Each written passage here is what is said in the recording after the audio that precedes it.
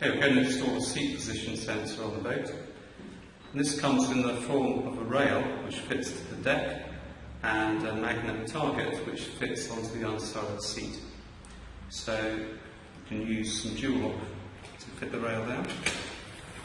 And in terms of where to locate it, we give dimensions for the rear axle, that when the seat's travelling up and down, that the rear axle is no more than 95mm behind the back end of the sensor, so it could go back to there, and no less than 20mm behind the front end of the sensor, so it will continue to measure up until about there.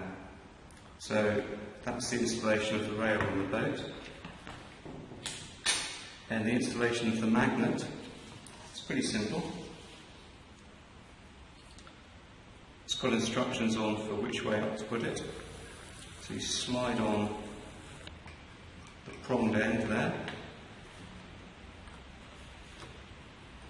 click it in place, and you're done.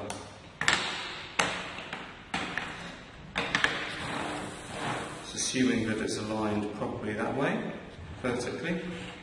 And in terms of the height difference between the sensor and the target, we need to make sure that it's between about 3mm clearance between the two and 15mm.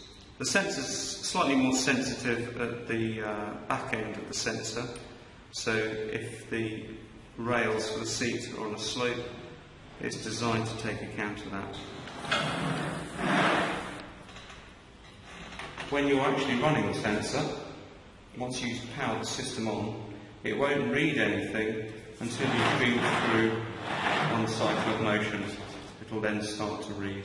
And as with all sensors, you can perform a zero on it. So line the seat up where you want your zero to be, and through the logger, do the zero routine.